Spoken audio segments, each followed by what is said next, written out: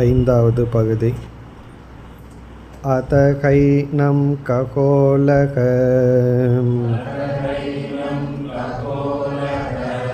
கௌஷிதகேய பப்ரச்ச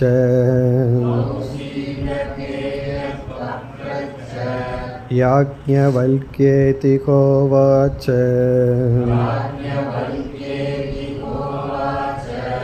யதேவ சாக்ஷாத் அபரோக்ஷாத் பிரம்ம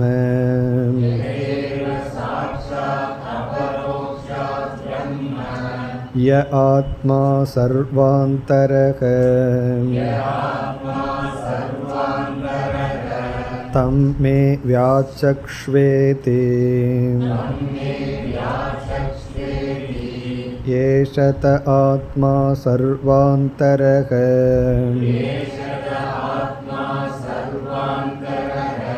கதமோ யாஜ்ஞவல்க்ய சர்வாந்தரக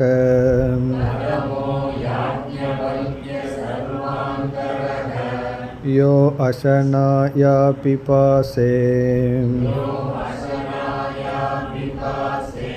சோகம் மோகம் ஜராம் மிருத்யுமத்யேதி ஏதம் வைதமாத்மானம் விதித்வா ப்ராஹ்மணாः புத்ரைஷணாயாஸ்ச வித்தைஷணாயாஸ்ச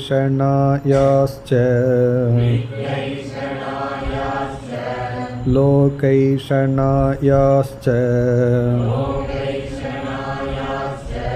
வ்யுத்தாய அத பிக்ஷாச்சர்யம் சரந்தி யாஹ்யேவ புத்ரைஷணாம் சா வித்தைஷணாம் யா வித்தைஷணாம் சா லோகைஷணாம் உபேக்யேதே ஏஷனே ஏவ பவதக தஸ்மாத் ப்ராஹ்மணக பாண்டித்யம் நிர்வித்ய பால்யேன திஷ்டாசேன் பால்யம் ச பாண்டித்யம் ச நிர்வித்ய அத முனிः அமௌனம் ச மௌனம் ச நிர்வித்ய அத ப்ராஹ்மணக சப்ராஹ்மணகேன ஸ்யாத் ஏன ஸ்யாத் தேன ஈத்ருஷ ஏவ அதோன்யதார்த்தம் ததோக ககோலக கௌஷிதகேய உபரராம.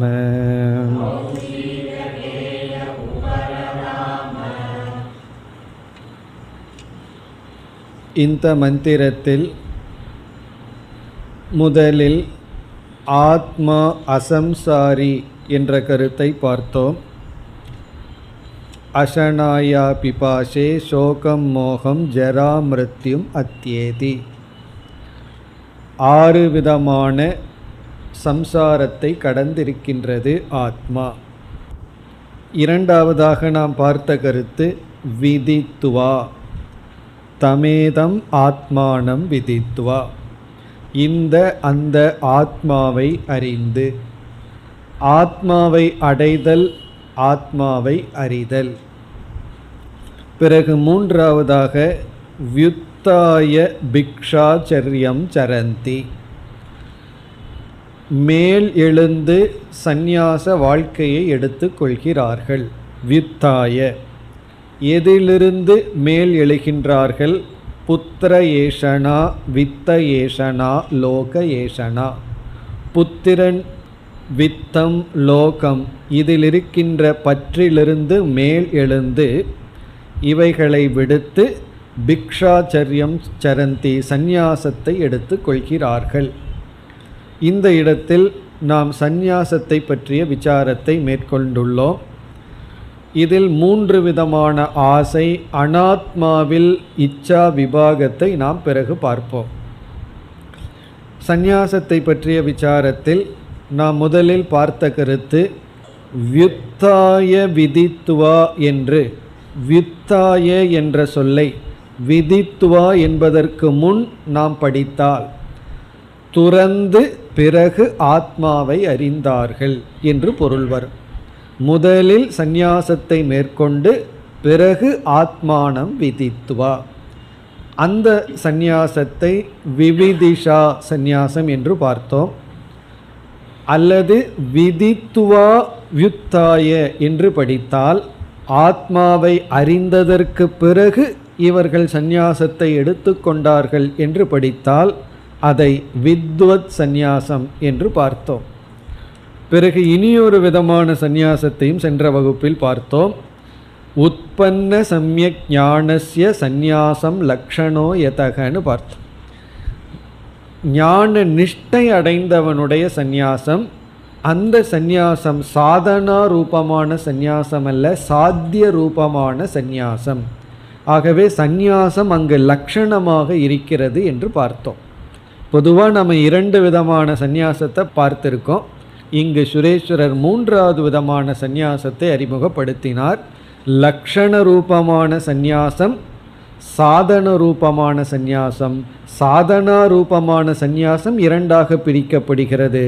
ஞானத்திற்கு முன் எடுத்துக்கொள்ளும் சந்நியாசம், ஞானத்திற்கு பிறகு எடுத்துக்கொள்ளும் சந்நியாசம். இவ்விதம் பிக்ஷாச்சரியம் சரந்தி என்ற சொல் சந்நியாசத்தை குறிக்கிறதுன்னு பார்த்தோம்.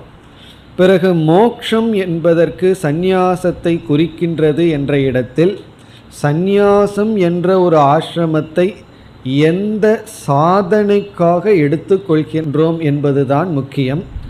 அதாவது ஒவ்வொரு வாழ்க்கை முறை ஒவ்வொரு சாதனைக்கு பிரதானமாக அமையும். இப்போ பிரம்மச்சரிய வாழ்க்கை முறை படிப்புக்கு பிரதானமாக இருக்கும். அந்த ஆசிரமமே இன்ஃப்ராஸ்ட்ரக்சர் என்று சொல்வது, அந்த சூழ்நிலையே படிப்புக்கு சௌகரியமாக இருக்கும். பிறகு இல்லறம் என்பது கர்மயோகத்திற்கு சௌகரியமாக இருக்கும். யக்ஞதான தபகர்ம போன்ற யக்ஞங்கள் தானமெல்லாம் செய்வதற்கு செய்து மன தூய்மையை வளர்த்தி கொள்ள, எமோஷ்னல் மெச்சூரிட்டி என்று சொல்வோம், உறவுகள் மூலமாக மன தூய்மையை வளர்த்தி கொள்ள கர்மயோகத்திற்கு அந்த ஆசிரமம் சௌகரியமான சூழ்நிலை. பிறகு மனதை ஒருமுகப்படுத்த வானப்பிரஸ்தாசிரமம், ஞானம் ஞான நிஷ்டைக்கு சந்நியாசாசிரமம் என்றெல்லாம் கூறுகின்றோம். அதாவது விசாரத்திற்கு, சிரவண மனனத்திற்கெல்லாம் சந்நியாச ஆசிரமம். ஆனால் ஒருவன் பிரம்மச்சரிய ஆசிரமத்திலேயே அல்லது கிரகஸ்த ஆசிரமத்திலேயே சந்நியாசாசிரமத்தில் கூறிய சாதனையை பின்பற்றினால் அந்த பலனை அடைகின்றார்கள். பகவான் கீதையில் இதை தெளிவாக கூறியுள்ளார். ஜனகர் போன்றவர்களையெல்லாம் சாஸ்திரம் உபனிஷத்தை உதாகரணமாக கூறியுள்ளது. பிறகு நாம் சங்கரர் மேற்கொண்ட சந்நியாச விசாரத்திற்குள் நுழைந்தோம். மிக சுருக்கமான விசாரத்தை சங்கரர் செய்தார். அதில் பூர்வபக்ஷத்தை மட்டும் பார்த்து நிறுத்தினோம். பூர்வபக்ஷியை ஞாபகப்படுத்தி கொண்டு நாம் சித்தாந்தத்துக்கு செல்லலாம். பூர்வபக்ஷி என்ன கூறினான்? இங்கு சந்நியாசம் என்பதை அர்த்தவாதமாக எடுத்து கொள்ள வேண்டும். இது சந்நியாசம் நீங்கள் உபனிஷத்தில் சொல்லியிருந்தாலும் அது பிரமாண வாக்கியம் அல்லன்னு சொன்னான். பிறகு வேத சந்நியசனாத் சூத்ரக சியாத், வேதத்தை தியாகம் செய்தால் அவன் சூத்ரனாகி விடுகின்றான் என்ற வேத வாக்கியத்தை பூர்வபக்ஷி குறிப்பிட்டு, யக்ஞோபவீதத்தை எல்லாம் துறந்தால் நாம் எந்த சாதனையிலும் ஈடுபட முடியாது. குறிப்பாக சேவா, அத்தியனம், குரு சேவை போன்றவைகளில் ஈடுபட முடியாது. ஆகவே சந்நியாசம் செய்யக்கூடாது என்று பிறகு பூர்வபக்ஷி கடைசியாக இறங்கி என்ன சொல்கிறான், இங்கு 3 ஏஷணையத்தான் துறக்க சொல்லப்பட்டுள்ளது. அதாவது புத்திரன், வித்தம், லோகம், இந்த 3 ஆசையை மட்டும் துறக்கட்டும், எல்லா ஆசைகளையும் துறக்க வேண்டாம் என்று பூர்வபக்ஷி கூறினான். இனி நம்ம பதிலுக்கு வர வேண்டும். இதுவரைக்கும் நம்ம பார்த்து முடித்தோம். பதிலுக்கு வந்தால், எந்த பூர்வபக்ஷி சில வேத வாக்கியங்களை சொல்லி இந்த வேத வாக்கியத்தினால் ஒருவன் கர்மத்திலேயே இருக்க வேண்டும் என்ற கருத்தை கூறுகின்றானோ, அந்த பூர்வபக்ஷியிடமே சங்கரர் வேறு சில வேத வாக்கியங்களை குறிப்பிடுகின்றார். அவர் குறிப்பிடுகின்றார், யக்ஞோபவீதம் வேதாம்ச சர்வம் தது வர்ஜயேத். யக்ஞோபவீதம்னா பூநூல், அதை பிறகு வேதங்களை, இங்கு வேதம்னா வேதத்தினுடைய கர்மகாண்டம், சர்வம் தது வர்ஜயேத், அனைத்தையும் விட்டுவிட வேண்டும். வேதமே சொல்லுது நீ கர்மகாண்டத்தை தியாகம் செய்ய வேண்டும், யக்ஞோபவீதத்தை நீ எரிந்து விட வேண்டும். அதாவது இங்கே சங்கரருடைய முதல் பதில், சந்நியாசம் என்பது அந்த பரம்பரை அல்ல, ஸ்ருதி விதி பரம்பரா என்று சொல்கிறார். அந்த பரம்பரைனா குருட்டு பரம்பரை அல்ல, ஸ்ருதியினுடைய விதியில் வந்த பரம்பரை. ஸ்ருதியே சந்நியாசத்தையும் விதித்துள்ளது. நீ கர்மத்தை விதித்துள்ள ஸ்ருதியை கூறுகின்றாய், நான் சந்நியாசத்தை விதித்துள்ள ஸ்ருதியை உனக்கு ஞாபகப்படுத்துகின்றேன். ஆகவே இது அந்த பரம்பரை அல்ல, இது ஸ்ருதி விதி பரம்பரா என்று சொல்கின்றார். இந்த இடத்துல தான் நம்ம முக்கியமாக பார்க்க வேண்டிய விஷயம், ஸ்ருதியானது நீ சந்நியாசத்தை செய்யக்கூடாது, கர்மத்தில் இருக்க வேண்டும் என்றும் கூறியுள்ளது. அதே ஸ்ருதியானது சந்நியாசம் செய், யுத்தாய பிக்ஷாச்சரியம் சரந்தி என்றும் கூறியுள்ளது.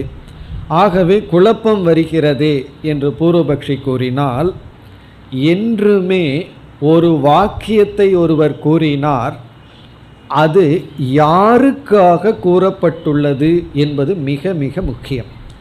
எந்த அதிகாரிக்காக இந்த வாக்கியம், அதுதான் ரொம்ப முக்கியம். அதிகாரியை மனதில் கொள்ளாமல் வெறும் வாக்கியத்தை மட்டும் எடுத்துக்கொண்டால் நமக்கு குழப்பம் வரும்.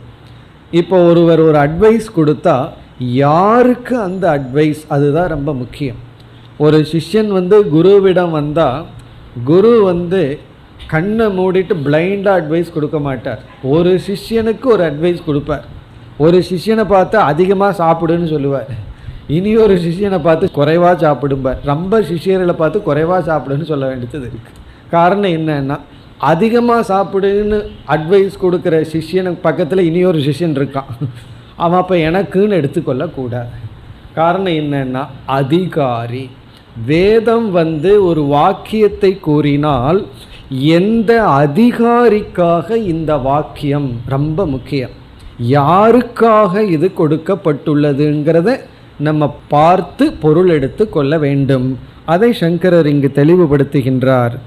காமினாம் அசந்நியாச ஸ்ருதிஹி.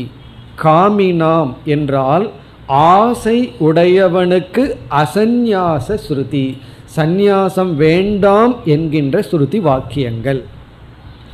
விராகினாம் சந்நியாச ஸ்ருதிஹி. யாருக்கு விராகம் இருக்கின்றதோ, பற்று இல்லையோ, அவர்களுக்கு சந்நியாசம் எடுத்துக்கொள்ள வேண்டும் என்ற வாக்கியம்.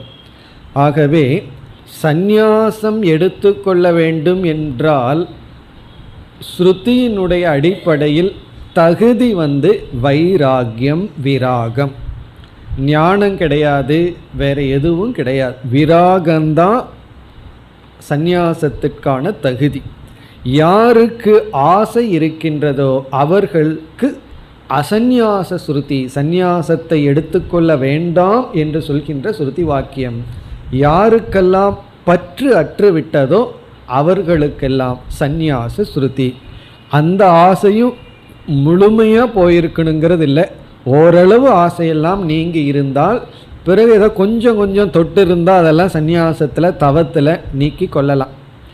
ஆனால் நீக்கிற அளவு நம்ம ஆசையை விட்டு இருக்க வேண்டும். ஆசைகளை ரெண்டு விதத்தில் நீக்கலாம். ஒன்று தர்மப்படி அந்த ஆசையை அனுபவித்து இது இவ்வளவுதான்னு நீக்கலாம். இனி ஒன்று ஞானத்தினாலேயே விசாரத்தினாலேயே தோஷத்தை தெரிந்து நம்ம நீக்கலாம். இது எப்படின்னா, ஆசை உறுதியாக அடர்த்தியாக இருந்தால் அதை நம்ம தர்மப்படி அனுஷ்டானம் பண்ணித்தான் நீக்கியாக வேண்டும்.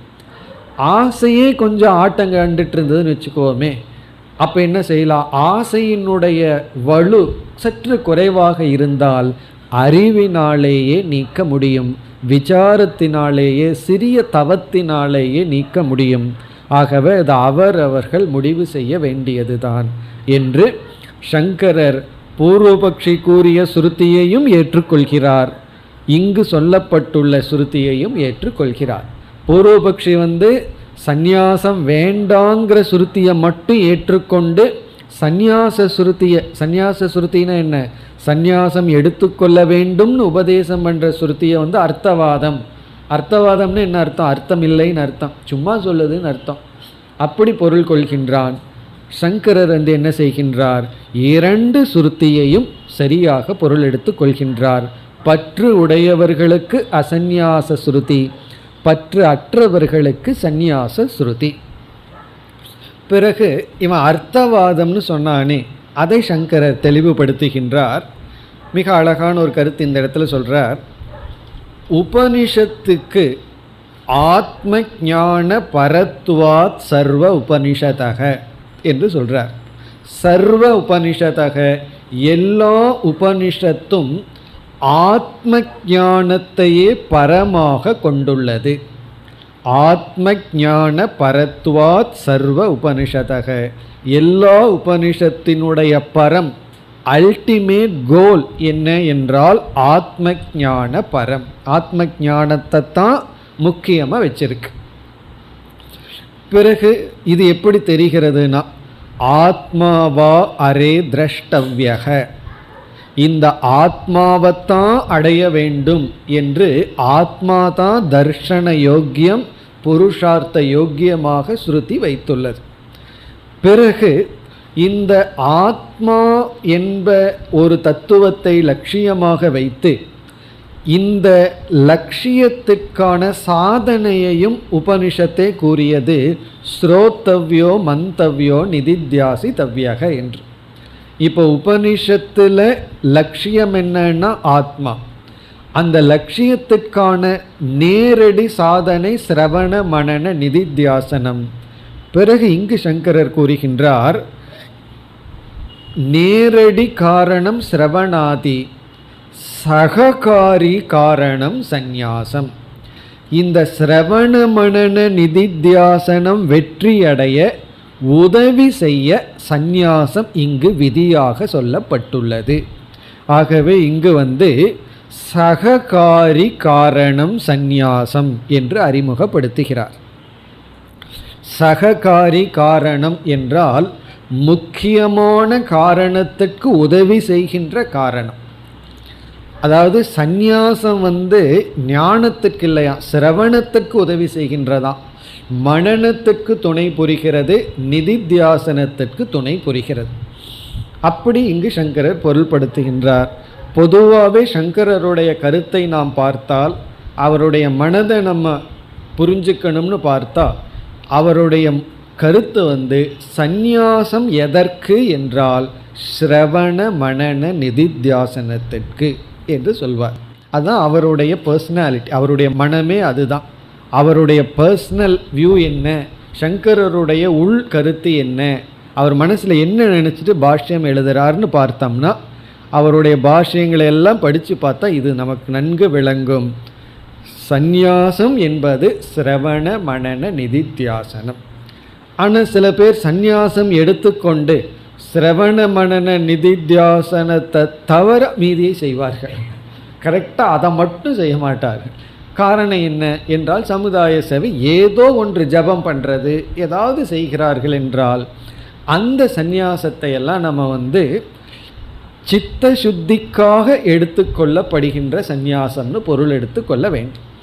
ஆனால் அவர்கள் இல்லறத்திற்குள்ள போக வேண்டிய அளவு சித்த அசுத்தி இல்லை, சிரவண மனனம் பண்ணுற அளவு சித்த சுத்தியும் வரவில்லை. இப்போ சிரவண மனனத்திலேயே இருக்கணும்னா சித்த சுத்தி ரொம்ப இருக்கணும். அப்போ தான் வெறும் சாஸ்திரத்திலேயே மூழ்கி இருக்க முடியும்.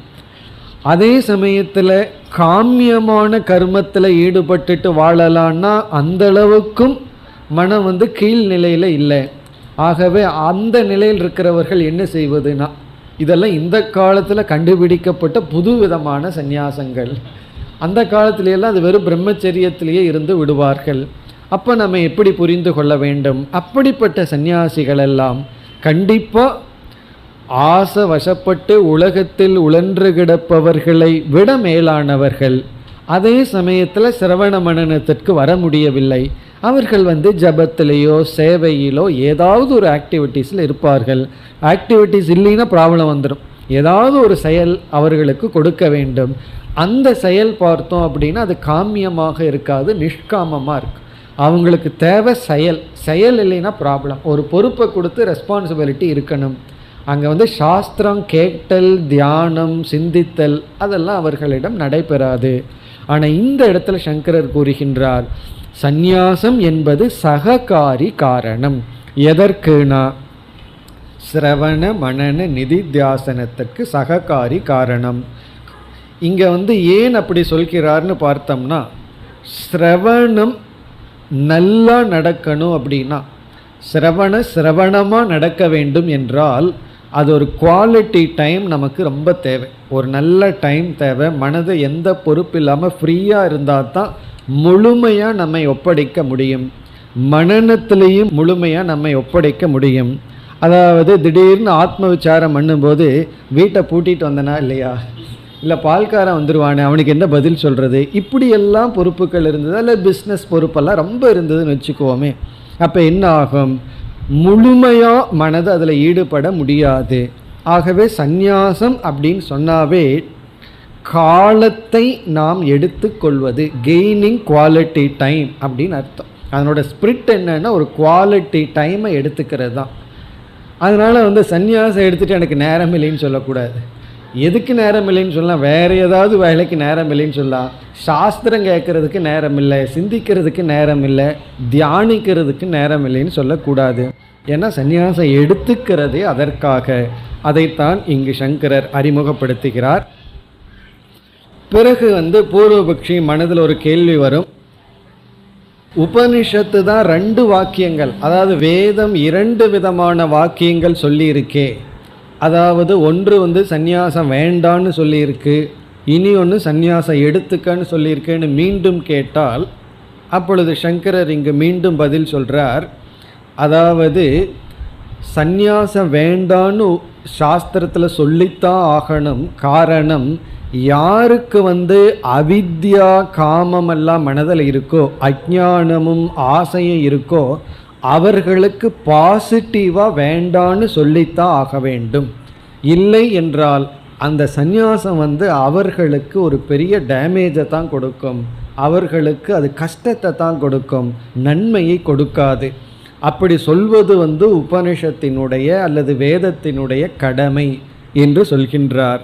ஏன்னா அந்த ஏஷனையை விட முடியாதவர்களுக்கு கண்டிப்பாக வேண்டான்னு தான் சொல்லி ஆகணும். அதே சமயத்தில் யாருக்கு பற்றுதல் மனதிலிருந்து நீங்கிவிட்டதோ அவர்களுக்கு வேண்டும் என்று தான் சொல்லியாக வேண்டும் என்று நிலைநாட்டுகிறார்.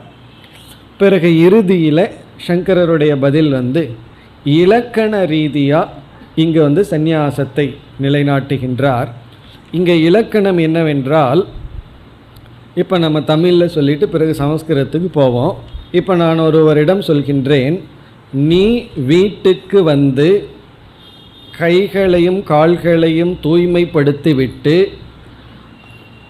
உணவை அருந்திவிட்டு என்னிடத்தில் வா அப்படின்னு நான் சொல்கிறேன். இப்போ நான் வீட்டுக்கு உன்னை தூய்மைப்படுத்தி விட்டு உணவறிந்து விட்டு என்னிடத்தில் வா அப்படின்னு சொன்னேன்னா, இப்போது இதில் பல செயல்களை நான் குறிப்பிட்டேன். வீட்டுக்கு வர்றது, தூய்மைப்படுத்துவது, உணவு உட்கொள்வதுன்னு பல செயல்களை நான் சொல்லிவிட்டேன். இந்த எல்லா செயலுக்கும் என்னுடைய வாக்கியத்தில் ஒரே ஒருத்தந்தான் கர்த்தாவா அல்லது பல கர்த்தாவா?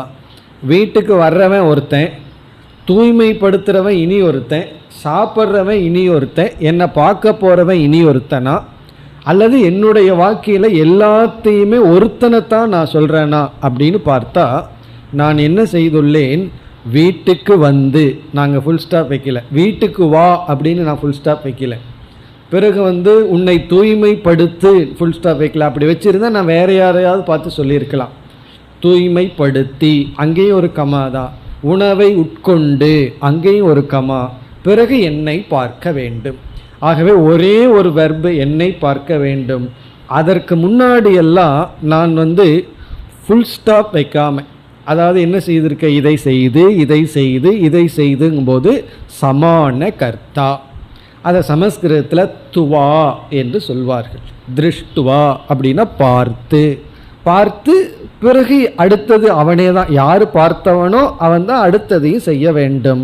அப்படி இங்கு வியுத்தாய பிக்ஷாச்சரியம் சரந்தி அப்படிங்கிற இடத்துல விதித்துவா அப்படின்னு ஒரு சொல் இருக்கு. அறிந்து, வியுத்தாய, இப்போ அறிந்தவன்தான் சந்நியாசத்தை மேற்கொள்கின்றான் என்று இங்கு துவா பிரத்யயம் இருப்பதனால் இங்கே ஒரே ஒரு கர்த்தா தான்.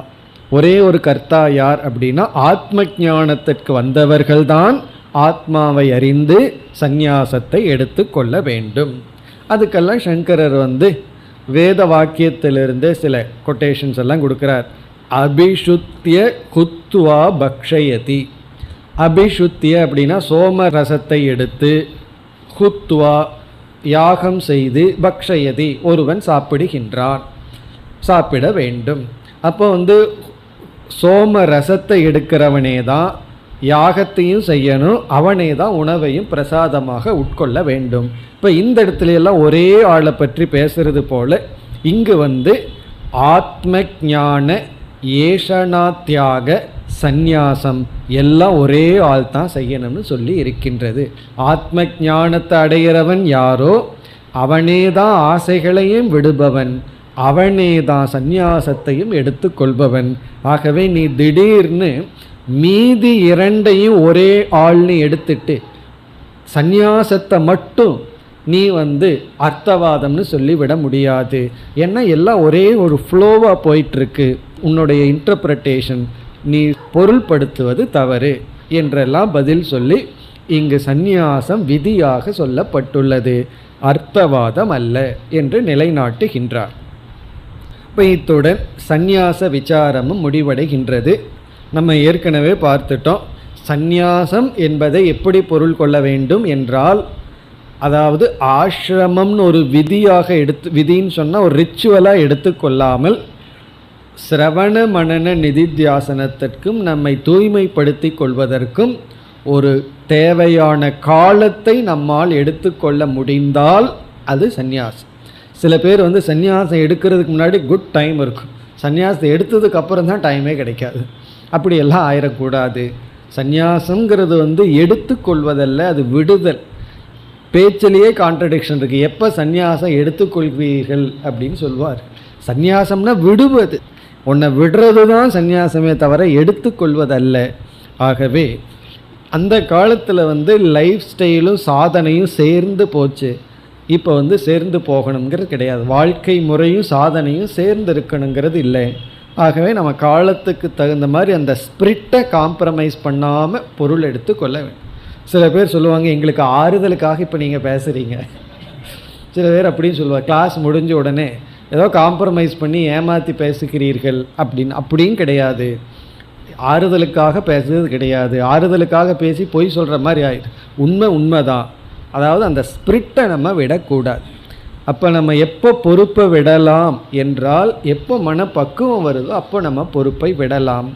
சில பேர் என்ன சொல்லுவாங்க தெரியுமோ, எனக்கு ரொம்ப ஆசையாக இருக்குது ஆனால் பொறுப்பு தான் பிடிச்சிட்ருக்கு அப்படின்னு. அப்போவே அவங்களுக்கு பக்குவம் இல்லைன்னு அர்த்தம். பொறுப்பு பிடிச்சிட்ருக்கிற வரைக்கும் என்ன பொருள் அப்படின்னு சொன்னால் நமக்கு அதில் பற்று இருக்குது, சூழ்நிலையில் பற்று இருக்குது, நம்ம விடாமல் பிடிச்சிருக்கோம், அதனால தான் அது பிடிச்சிட்டு இருக்கு. விசாரமும் முடிவடைகின்றது. இனி நம்ம அடுத்த விசாரத்திற்கு செல்வோம். இங்கு முதல்ல ஆத்மா சம்சாரம் அற்றதுன்னு பார்த்தோம். இரண்டாவது விதித்துவா ஞானம் ஆத்ம பிராப்தி சாதனம்னு பார்த்தோம். மூன்றாவது சந்நியாச விசாரத்தை செய்தோம். இனி நான்காவது இப்பொழுது நாம் செய்கின்ற விசாரம் அனாத்மனி இச்சா விபாகக, அனாத்மாவில் இருக்கின்ற ஆசைகளை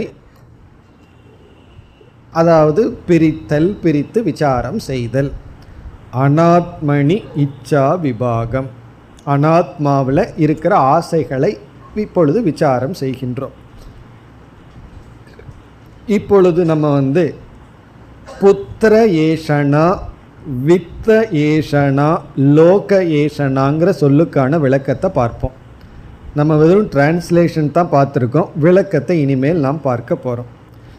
இந்த மூன்றிலிருந்தும் மேல் எழுந்து, வித்தாயனா இந்த மூன்றிலிருந்தும் மேல் எழுந்து அப்படின்னு என்ன அர்த்தம்னா எல்லாம் இந்த மூன்றுக்குள்ள ஆழ்ந்து விழுந்து கிடக்கிறார்கள் அர்த்தம். இந்த மூன்று ஆசைக்குள் வீழ்ந்து கிடக்கிறார்கள். இந்த மூன்று ஆசையிலிருந்து மேல் எழுந்து அப்படின்னு சொல்லப்பட்டுள்ளது. அதற்கு பிறகு உபனிஷத் என்ன செய்துள்ளது, இந்த ஆசைகளை பற்றிய ஒரு சிறிய விளக்கம் உபனிஷத்தை கொடுக்கின்றது. யாகேவ புத்திரேஷனா சா வித்தேஷனா என்றெல்லாம் இந்த ஆசைகளை பற்றிய சற்று சில விளக்கங்கள் கொடுக்கின்றது. நம்ம அந்த விளக்கத்துக்கு முன்னாடி இந்த மூன்று ஆசையை பற்றிய விசாரத்தில் இப்பொழுது ஈடுபடுவோம். முதலில் புத்திர ஏஷனா அதை எடுத்துக்கொள்ளலாம். இதனுடைய டிரான்ஸ்லேஷன் மொழிபெயர்ப்பை பார்த்துட்டோம். புத்திர ஏஷனான்னா ஆசை விருப்பம். இந்த ஆசை ரொம்ப ஸ்ட்ராங்காக இருந்தால் ஏஷனாங்கிற வார்த்தையை பயன்படுத்துவோம். நம்மளே ஒரு பொருள் மீது ஆசைப்படுறோம், அந்த ஆசை அளவுக்கு மீறி போயிடுதுன்னா அவனுக்கு வெறி பிடிச்சிருக்குன்னு சொல்லுவோம். இந்த வெறிங்கிற வார்த்தையை யூஸ் பண்ணுவோம். அந்த வார்த்தையினுடைய அர்த்தம் என்னென்னா ஆசை சற்று அதிகமாகிவிட்டால் வெறின்னு சொல்லுவோம். அதே போல் இந்த ஆசை சற்று அதிகமாக இருந்தால் நம்ம ஏஷனா அப்படின்னு நம்ம சொல்கிறோம். அப்படி மூன்று ஏஷனா, புத்திர ஏஷனா புத்திரன் மீதுள்ள ஆசை, வித்தம்னா பணம், பணத்தின் மீதுள்ள ஆசை, பிறகு லோகம்னா உலகம். இனி ஒவ்வொன்றினுடைய விளக்கத்துக்கு வருவோம். முதல்ல புத்திர ஏஷனா. புத்திரேன அயம் லோகக ஜெய்யகன்னு சொல்லி புத்திரனால், புத்திரனின் துணை கொண்டு இந்த லோகத்தை அடைய முடியும் என்று உபனிஷத் நம்ம ஏற்கனவே படிச்சிருக்கோம். புத்திரன் துணை கொண்டு இந்த லோகத்தை அடையலாம். அப்படி இந்த புத்திரன் மீதுள்ள ஆசை, புத்திர பற்று, மகன் மீதுள்ள ஆசை. இப்போ இந்த இடத்துல புத்திர ஏஷனா என்பது சாதன ஏஷனா. புத்திரன் என்பது சாதனை, நமக்கு ஒரு சாதனையாக இருக்கின்றது. சாத்தியம் என்ன என்றால் இகலோக பரலோகம். லோக ஏஷனாங்கிறதா சாத்தியம், சாதனைங்கிறது இந்த புத்திர ஏஷனா. இப்போ புத்திர ஏஷனாங்கிறது சாதன இச்சா, சாதன ஏஷனா. அதாவது நம்முடைய லட்சியத்தை சாதன சாத்தியம்னு பிரிச்சிடறோம். ஒரு சாத்தியம், அந்த சாத்தியத்திற்கு ஒரு சாதனை. ஏன்னா அந்த சாத்தியம் லட்சியத்தை அடையணும்னா அதற்கு ஒரு சாதனை இருக்கும். ஆகவே நம்முடைய விருப்பு எப்படி இருக்கும்னா அந்த சாத்தியத்திற்காக சாதனையிலையும் விருப்பு வந்துடும். ஏன்னா நமக்கு சாத்தியம்தான் லட்சியம். அந்த லட்சியத்தை அடையிறதுக்கு எதெல்லாம் துணை புரிகிறதோ அதன் மீது நமக்கு விருப்பு வந்துவிடும், பற்று வந்துவிடும், ஆசை வந்துவிடும். அப்படி லோகம்ங்கிறது தான் சாத்தியம், புத்திரன் அப்படிங்கிறது இங்கு சாதனையாக இருக்கின்றது. இப்போ புத்திரன்கிற சாதனையின் துணை கொண்டு சாத்தியம் என்ற ஒன்றை, ஏதோ ஒரு லோகத்தை நாம் விரும்புகின்றோம். அந்த லோகம் இகலோக பரலோக சுகம். அதனால தான் பார்த்தோம் அப்படின்னா 20-25 வயசு வரைக்கும் புத்திரனை வளர்த்திட்டு இருப்பார். கடைசியில் ரகளை வந்துடுதுன்னா அப்போ என்ன சொல்லுவார் தெரியுமோ, வீட்டில் இனி மிதிக்காத, வீட்டில் கால் எடுத்து வைக்காத. இவ்வளோ வருஷமாக பற்று இருந்து ஏன் திடீர்னு இப்படி ஆயிடுதுன்னா காரணம் என்ன? புத்திரன் அந்த இடத்தில் சாதனையாக இல்லை. தனக்கு ஏதோ ஒன்று சாதனையாக இருக்கிற வரைக்கும் தான் அங்கே பற்று. சாதனையாக இல்லை என்றவுடன் பற்றானது துவேஷமாக மாறி விடுகிறது. இனி இங்கே புத்திர ஏஷனாங்கிறதுல என்ன சொல்லப்படுகிறது என்றால், இங்கே விளக்காசிரியர்களாம் தெளிவுபடுத்துகிறார்கள். புத்திரன் என்பது எல்லா விதமான மனிதர்களிடத்தில் வைக்கின்ற உறவுக்கு உபலக்ஷணம். சமஸ்கிருதத்தில் உபலக்ஷணம்னு ஒரு வார்த்தை இருக்குது. உபலக்ஷணம் அப்படின்னா அது ஒன்று தான் அங்கு சொல்லப்படும், மீதியையெல்லாம் நம்ம சேர்த்தி கொள்ள வேண்டும். ஒரு உதாரணம் சொன்னால் நமக்கு புரிஞ்சிடும். இப்போ இந்த உலகம் பஞ்சபூதத்தில் ஆயிருக்குங்கிறது நமக்கு தெரியும். நமக்கு எல்லாத்துக்கும் தெரிஞ்ச விஷயம், இந்த உலகம் பஞ்சபூதத்தில் ஆயிருக்கு. நம்ம என்ன சொல்கிறோம்? இந்த உலகம் ஆகாசம் வாயு முதலியவைகளினால் ஆனது அப்படின்னு நான் சொல்கிறேன். இந்த உலகம் ஆகாசம் வாயு போன்றவைகளினால் ஆனதுன்னு சொன்னால், அப்படி ஒரு வாக்கியத்தை நான் சொன்னேன்னா அதுக்கு விளக்கம் எழுதுறவங்க என்ன சொல்லுவாங்க தெரியுமோ?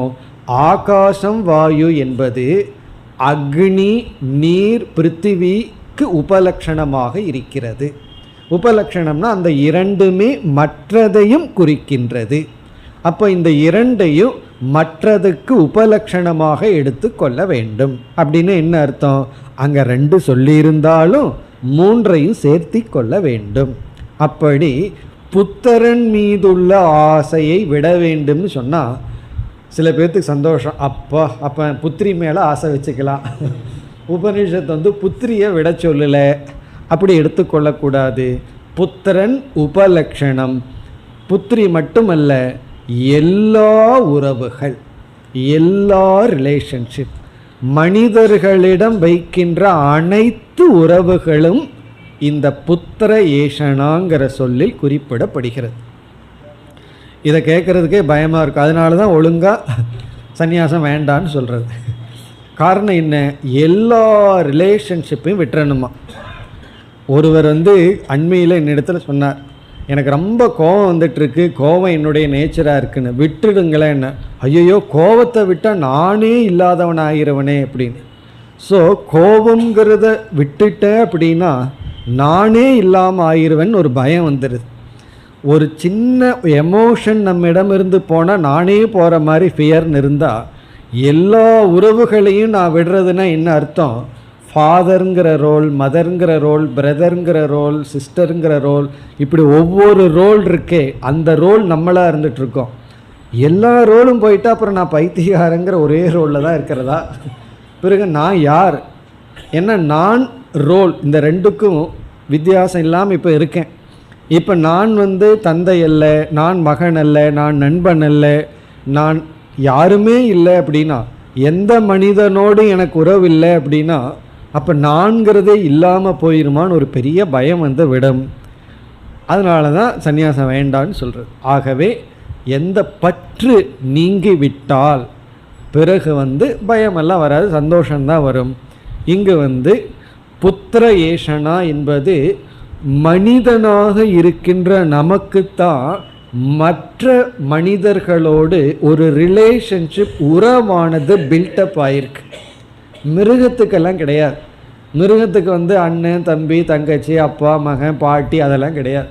ஒரு நாய் இது என்னுடைய தாத்தான்னு நினச்சிட்டு இருக்குமா, இது என்னுடைய பாட்டின்னு நினச்சிட்டு இருக்குமா? அதெல்லாம் கிடையாது. மனுஷனுக்கு தான் இந்த ரிலேஷன்ஷிப் உறவு இருக்கின்றது. பை ஃபேக்ட் மனுஷன் இந்த உறவுனால தான் பக்குவத்தையும் அடைய முடியும். பக்குவம் அடையாமல் உறவை விடக்கூடாது. ஆனால் பக்குவம் அடைந்தவுடன் உறவுகளிலிருந்து விலகி வர வேண்டும். ஆகவே புத்திர ஏஷனா தியாகம் என்றால் அனைத்து உறவுகளில் இருக்கின்ற பற்றை விடுதல். அப்படின்னா என்ன அர்த்தம்? எனக்கு ஒரு உறவு வேண்டுங்கிற டிபெண்டன்ஸ் இருக்கக்கூடாது. தாய் மீது பற்று, எனக்கு தாய் வேணும், தந்தை வேணும், சகோதரன் வேணும், சகோதரி வேணும், கணவன் வேணும், மனைவி வேணும், மகன் வேணும், மகள் வேணும், நண்பர்கள் வேணும்னு நமக்கு ஒரு மைண்டில் ஒரு டிமாண்ட் இருக்கல்லவா, இதை தியாகம் செய்தல், இது நம்முடைய கோல். இதெல்லாம் வழியாகத்தான் நம்ம பக்குவம் அடைய முடியுதுங்கிறது வேறு. ஆனால் இந்த இடத்துல உபனிஷத்து எல்லா உறவுகளும் லட்சியம் அல்ல, எல்லா உறவுகளிலிருந்தும் நம்மை விலக்கி கொள்ள வேண்டும். அது எப்படி என்றால், இப்போ ஒருத்தன் இருக்கான், அவனுடைய மகன் அவன் முன்னாடி வரும் பொழுது அல்லது அந்த மகனோடு அவன் பேசும் பொழுது இவரை அறியாமல் தந்தை அப்படிங்கிற ரோலில் இவருக்கு பற்று வந்துடும், ஐடென்டிஃபை பண்ணணும், அபிமானம் வரும். உடனே மனைவி வந்தால் கணவன்கிற ரோலில் அபிமானம் வச்சு தான் பேசி ஆகணும். மனைவியோட பேசிகிட்டு இருக்கும்போது இவருடைய தாய் நின்னா உடனே மகன்கிற ரோல் வந்துடுது, உடனே சண்டை வந்துடும், உடனே அவருக்குள்ளேயே சண்டை வந்துடும்.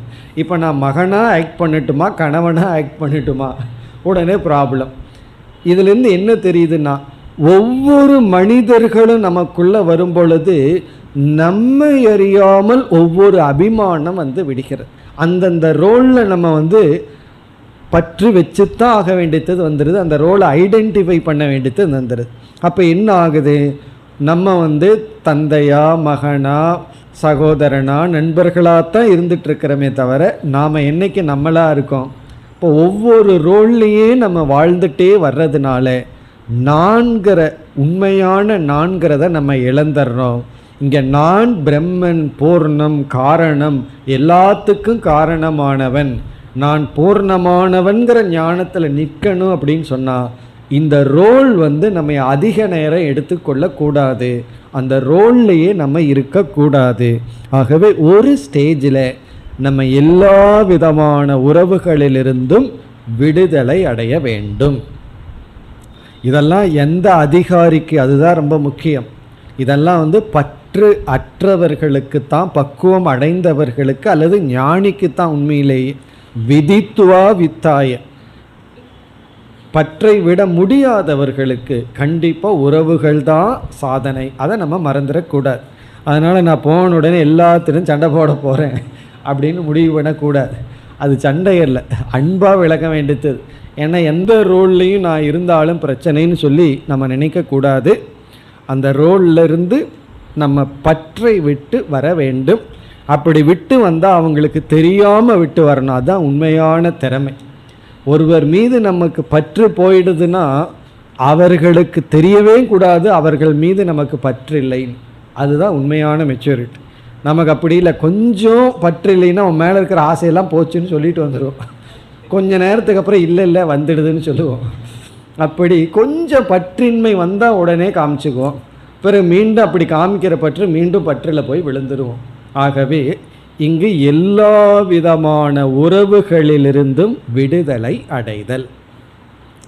சரி, இந்த உறவுகள் சாதனைன்னு நம்ம சொல்கிறோம். ஏன்னா சங்கரர் புத்திரேஷனாவை சாதன ஏஷனா அப்படின்னு சொல்லி அழகாக பொருள்படுத்துகிறார். உபனிஷத்து அப்படித்தான் பொருள்படுத்துகின்றது. ஏன் இது சாதனை? இது சாத்தியம் அல்ல. ரிலேஷன்ஷிப் உறவுகளெல்லாம் சாத்தியம் அல்ல, அது சாதனை. எந்த சாத்தியத்துக்காக அப்படின்னு ஒரு கேள்வி வரும் பொழுது முதல்ல அஸ்மின் ஜென்மனி, இந்த ஜென்மத்தில் உறவுகள் எந்த சாத்தியத்தை கொடுக்கின்றது அப்படின்னு பார்த்தோம்னா, உறவுகள் இந்த லோகத்தில் என்ன பலனை கொடுக்குது என்றால், முதல் பலன் மனதில் ஒரு பாதுகாப்பை கொடுக்கின்றது, ஒரு செக்யூரிட்டியை கொடுக்கும். ரிலேஷன்ஷிப்பு தான் நமக்கு உண்மையிலேயே செக்யூரிட்டியை கொடுக்கறது. அதனால தான் இந்த ரக்ஷபந்தன்னு தெரியுமோ உங்களுக்கு, அண்ணன் தங்கையினுடைய கையில் கட்டுறதுனுடைய அர்த்தம் என்ன தெரியுமோ, உனக்கு செக்யூரிட்டியாக நான் இருக்கேன், உனக்கு என்ன கஷ்டம் வந்தாலும் நான் ஒருத்தன் இருக்கேன், என்ன மறந்துடாதுன்னு சொல்லி ஒரு செக்யூரிட்டியை கொடுக்கறது. உண்மையிலே அது தேவை தான். ஏன்னா ஒரு பெண் திடீர்னு புது வீட்டுக்கு போகிறா, எல்லாம் பயமாக இருக்குது, என்ன நடக்குமோ, விட்டுருவார்களோன்னு. அப்போ அண்ணன் சொல்கிறான், இல்லை வாழ்க்கை முழுவதும் என்னுடைய பலம் உனக்கு இருக்குன்னு ஒரு பாதுகாப்பை கொடுத்த. அப்படி ஒவ்வொரு ரிலேஷன்ஷிப்புமே நமக்கு ஒரு செக்யூரிட்டியை கொடுக்குது. அதனால தான் ஒரு ரிலேஷன்ஷிப் நம்ம விட்டு போகும் பொழுது நம்ம எரியாமல் இன்செக்யூர்டாக ஃபீல் பண்ணுறோம், அதாவது ஒரு தனிமைப்படுத்தப்படுகின்றோம். ஆகவே முதல் பிரயோஜனம் உறவுகளினால் ஒரு பாதுகாப்பு நமக்கு கிடைக்கின்றது. அது மனது ரீதியாக சூழ்நிலை ரீதியாக நமக்கு பாதுகாப்பு கிடைக்கின்றது. எவ்வளவு தூரம் நமக்கு அந்த செக்யூரிட்டி தேவையோ அவ்வளவு தூரம் அந்த செக்யூரிட்டியை பயன்படுத்தணும். இப்போ ஒரு குழந்தை இருக்குது, எதை எடுத்தாலும் அம்மாவையே பிடிச்சிட்டு இருக்கும், பயந்துட்டு அம்மாவை விட்டு புது ஆளை பார்த்து போகாது. அப்போ நம்ம என்ன செய்யணும்னா அந்த குழந்தைக்கு பாதுகாப்பை கொடுக்கணும். பிறகு கொஞ்சம் வளர வளர அந்த குழந்தை என்ன பண்ணும், இண்டிபெண்ட்டாக இருக்க விரும்பும். என்ன எப்போ பார்த்தாலும் அம்மா என்ன பண்ணுவார்கள், இதை செய்யாத அதை செய்யாதன்னு சொல்ல சொல்ல எந்த குழந்தை அம்மாவை கிளிங் பண்ணிட்டு இருந்ததோ அதே குழந்தை அம்மாவை விட்டு போனால் ரிலாக்ஸ்டாக இருக்கும். எப்போ கொஞ்சம் நேரம் ஃப்ரீயாக இருக்கலான் இருக்கும். அப்பொழுது தாய் என்ன பண்ணணும்னா, தாயினுடைய கடமை குழந்தைய விடுவது, கொஞ்ச நேரம் ஃப்ரீயாக விடுறது. முதல்ல செக்யூரிட்டியை கொடுக்கறது, அதுக்கப்புறம் குழந்தைக்கு ஃப்ரீடம் கொடுக்கறது. அதே போல தான் உறவுகள் மூலமாக நம்ம செக்யூரிட்டியை அடைஞ்சு பிறகு உறவுகளை விட வேண்டும். எப்படி வளர்கிற குழந்தைக்கு, நான் அண்மையில் பார்த்தேன், 2 வருடத்துக்கு முன்னாடி ஒருத்தருடைய வீட்டுக்கு நான் போயிருந்தேன். அப்போ 4-5 வயது குழந்தை இருக்குது. அது எப்பொழுது பார்த்தாலும் அம்மா பின்னாடியே இருந்தது.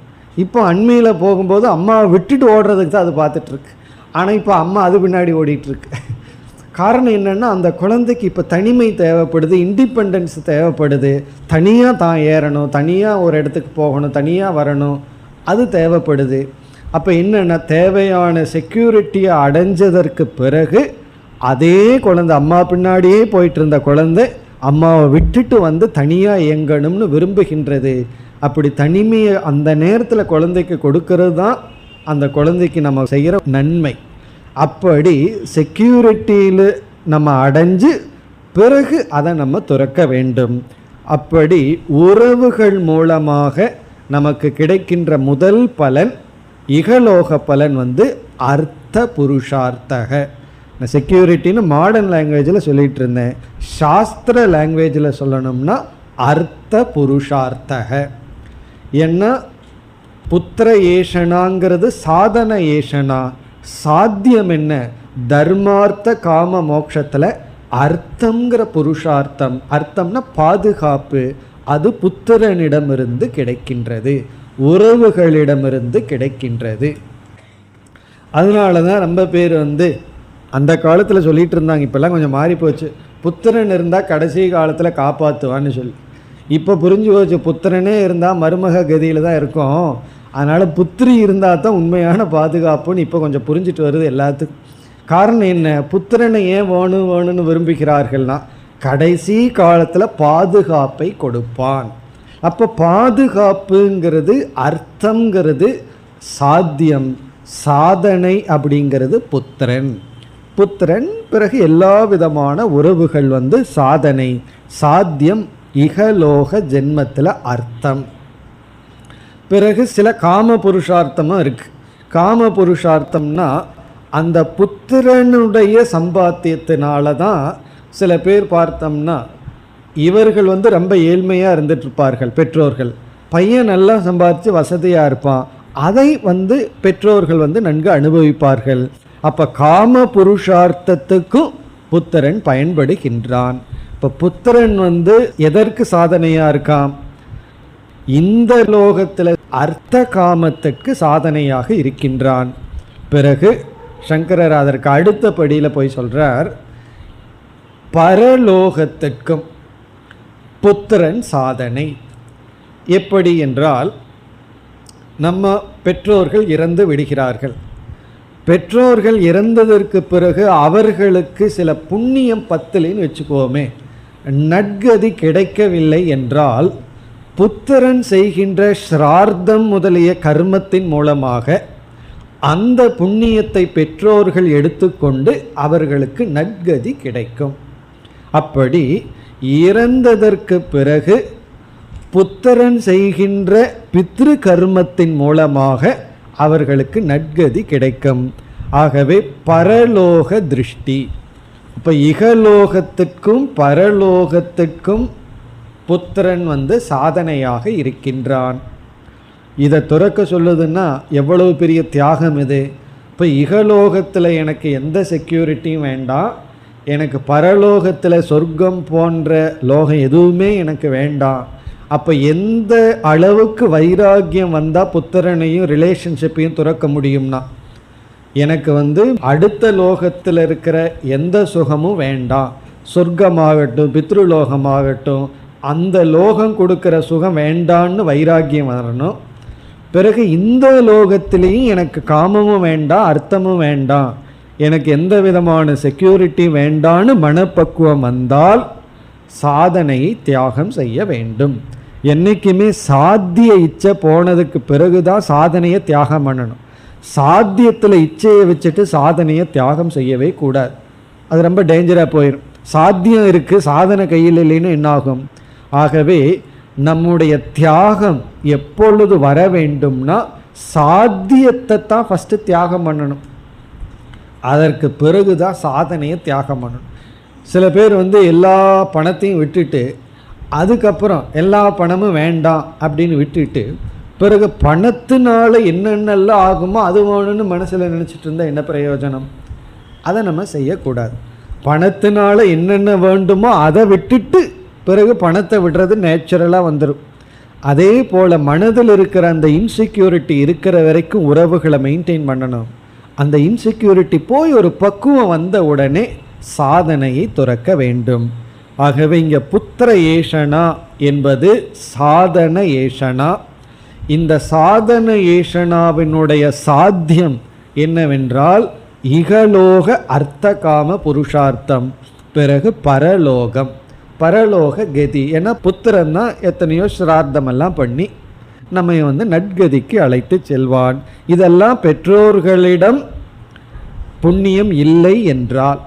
ஏன்னா சில பேர் எதுக்கு பையன் வேணும்னா கொல்லி வைக்கிறதுக்கு, அதுக்கு பையன் வேணுமா? வேறு ஏதாவது கொஞ்சம் நல்ல விஷயத்தில் நினச்சா பரவாயில்ல, தனக்கு கொல்லி வைக்கிறதுக்கு பையன் வேணும்னா இது எது விதமான எண்ணமோ தெரியல. இதெல்லாம் அந்த காலத்தில் இருந்தது. இப்போல்லாம் அப்படியெல்லாம் கொஞ்சம் புத்தி யாரும் அப்படி சொல்கிறதில்ல. செத்ததுக்கப்புறம் தீ வைக்கிறதுக்காக பையன் வேணும், அந்த பையன் இதுக்காகவா நான் உங்களுக்கு பிறந்தேன்னு நினைப்பான். அப்படி அது யார் வேணாலும் வைக்கலாம். இப்போல்லாம் எலக்ட்ரிசிட்டி தான் வச்சிட்ருக்கு, பையன் எல்லாம் வைக்கிறது கிடையாது. அப்படி சில பேர்த்துக்கு இறந்ததற்கு பிறகு பையன் வேணும், நமக்கு நல்ல கதி போகிறதுக்குன்னு நினைப்பார்கள். அதற்காகத்தான் புத்திரன் போன்ற உறவுகள். ஆகவே இங்கு புத்திர ஏஷனா என்பது ரிலேஷன்ஷிப் தியாகம். இனி அடுத்ததுக்கு செல்ல வேண்டும். அடுத்தது வித்த ஏஷனா. வித்தம் என்பது பணம், வெல்த், மெட்டீரியல். இதுவும் சாதனை இச்சா, இதுவும் சாதனை இச்சையில் தான் வருகின்றது. இப்போ புத்திர ஏஷனா வித்தேஷனா ரெண்டுமே சாதனை இச்சா. லோகேஷனா தான் சாத்திய இச்சா, அது லோகேஷனாவில் பார்ப்போம். இங்கே சாதனை இச்சா அப்படின்னா என்ன அர்த்தம்? வித்தம் என்பது ஏதோ ஒரு லட்சியத்துக்கு சாதனையாக இருக்கு. இந்த இடத்துல வித்தம்ங்கிற சொல்லுக்கு பல பொருள் நம்ம பார்க்க போகிறோம். அதில் முதல் பொருள் நம்ம இந்த காலத்தில் சொல்லணும்னா கரன்சி, பணம். பணம் தான் வித்தம்னு நம்ம சொல்கிறோம். இப்போ அந்த காலத்தில் பணம் அப்படிங்கிற நோட்டு இல்லை. உடனே வித்தம்னு சொன்னால் என்ன சொல்லுவார்கள்? பசு, பூமி, பிறகு தானியங்கள், அதான் வீட்டில் சேர்த்து வச்சிருப்பார்கள், அதெல்லாம் வித்தம்னு சொல்லுவார்கள். அதுவும் வித்தம்தான், பூமியும் பணம் தான். ஏன்னா பணத்தை ரியல் எஸ்டேட்டில் இன்வெஸ்ட் பண்ணி வச்சுக்கிறோம், அதெல்லாமே சொத்துன்னு அர்த்தம். எல்லாம் ப்ராப்பர்ட்டி, ஜடமான ப்ராப்பர்ட்டி, நகைகள், தங்கம், வைரம் எல்லாமே வித்தேஷனா. இந்த வித்தத்தில் இருக்கின்ற ஆசை, இதை துறக்க வேண்டும். இப்போ இதை துறக்கணும் அப்படின்னா எப்பொழுது இதை துறக்கணும்? அது ரொம்ப முக்கியம். இந்த வித்தத்தினால என்னென்னலாம் சாத்தியம் இருக்கோ அந்த சாத்தியத்தில் ஆசை போனால் இதை துறக்கணும். இல்லைன்னா ஒழுங்காக இதில் ஆசையை வச்சுருக்கணும். ஒழுங்காக ஆசையை வச்சுட்டு அது ஒழுங்காக பணத்தை சம்பாரிச்சிட்டு இருக்கணும். இவருக்கு எல்லா விதமான லக்ஸுரிலையும் கம்ஃபர்ட்லேயும் ஆசை இருக்குது, ஆனால் பணம் சம்பாதிக்க மாட்டேன்னு உட்காந்துட்டு இருந்தால் எப்படி? அது தவறு. இப்போ வித்த ஏஷனா அப்படின்னு சொன்னால் சாதனை இச்சா. இப்போ இந்த சாதனை இச்சா நம்ம 3 விதமாக பிரிக்க போகிறோம். 3 சாதனை இச்சா. வித்தம்ங்கிற சொல்லுக்கே 3 பொருள் பார்க்க போகிறோம். முதல் பொருள் ஜடமான வஸ்து. நம்ம கரன்சி பணம்னு சொல்லலாம், கோல்டு சொல்லலாம், தங்கம்னு சொல்லலாம். பிறகு ஸ்தானம் பூமின்னு சொல்லலாம். இதெல்லாம் ஃபஸ்ட்டு. பிறகு தானியங்கள், பிறகு பசு கேட்டில், அல்லது இப்போ வீடுன்னு சொல்லலாம், கார்னு சொல்லலாம். இதெல்லாம் ஜட வஸ்து, திரவியம். ஜட வஸ்துவை சுருக்கமாக சொன்னோம்னா திரவியம். திரவியம்னா பணம். இது முதல் பொருள். அடுத்த இரண்டு பொருள் இருக்குது இதே வித்தம்ங்கிற சொல்லுக்கு. அது எந்த அர்த்தத்தில் சொல்ல போகிறோம் அப்படின்னா, வெறும் பணம் மட்டும் நமக்கு சாத்தியத்தை கொடுக்காது. அந்த பணத்தை நம்ம பயன்படுத்தினா தானே நமக்கு பொருளை கொடுக்கும். வெறும் பணத்தை வச்சுருந்தோம்னு வச்சுக்கோமே, அதனால் எதையும் நம்ம செய்ய முடியாது. அந்த வித்தத்தை நாம் செயல்படுத்தினால்தான் நமக்கு பலன் கிடைக்கும். அதுக்கு சாஸ்திரத்தில் கொடுக்குற உதாரணம், இந்த கோடாரின்னு ஒன்று இருக்குது, பெரிய ஆக்ஸ் பெருசாக ஒன்று இருக்குது மரத்தை வெட்டுறதுக்கு. இது பிளேடு மரத்தை வெட்ட முடியாது. இந்த பெரிய கோடாரி இருக்கே, இது மரத்தை வெட்டும் அப்படின்னு நம்ம சொல்கிறோம். உடனே என்ன பண்ணுறோம், பெரிய மரத்துக்கு பக்கம் அந்த கோடாரியை போய் வச்சுட்டு ஒரு மணி நேரத்துக்கு அப்புறம் போய் பார்த்தா மரம் வெட்டப்பட்டிருக்குமான்னா என்ன சொல்லுவோம்? கோடாரி வெட்டும்னா என்ன அர்த்தம்னா, அதை பயன்படுத்தினா அது மரத்தை வெட்டும். இதெல்லாம் தர்க்கத்தில் இப்படி பேசுவார்கள். கோடாரி மரத்தை வெட்டுனா கோடாரி வெட்டாது, அதை நீ பயன்படுத்தினாதான் உனக்கு மரம் வெட்டப்படும். அப்படி வித்தம் சாதனம்னு சொன்னால், வித்தம் சாதனை கிடையாது. சில பேர் பார்த்தீங்கன்னா வித்தத்தை சேர்த்து வச்சுட்டு பிச்சைக்காரனாக வீட்டில் இருந்துட்டு இருப்பார்கள். பணம் எக்கச்சக்கமாக இருக்குது, பீரோ நிறையா பணம் இருக்கும், ஆனால் நடந்து போயிட்டு வருவார்கள், பஸ்ஸில் தொங்கிட்டு போயிட்டு வருவார்கள். காரணம் என்ன? பயன்படுத்த மாட்டார்கள். அந்த வித்தத்தை பயன்படுத்தினாதான் நமக்கு புருஷார்த்தம். இந்த வித்தத்தை பயன்படுத்துறதுக்கு பேர் கர்ம. வித்தத்தை பயன்படுத்துறதுக்கு பேர் கர்மம்னு சொல்கிறோம். அது அடுத்த பொருள் வித்தம் என்பதற்கு. மேலும் விளக்கத்தை அடுத்த வகுப்பில் தொடர்வோம். ஓம் பூர்ணமத பூர்ணமிதம் பூர்ணாத் பூர்ணமுதச்யதே பூர்ணஸ்ய பூர்ணமாதாய பூர்ணமேவாவசிஷ்யதே. ஓம் சாந்தி சாந்தி சாந்தி.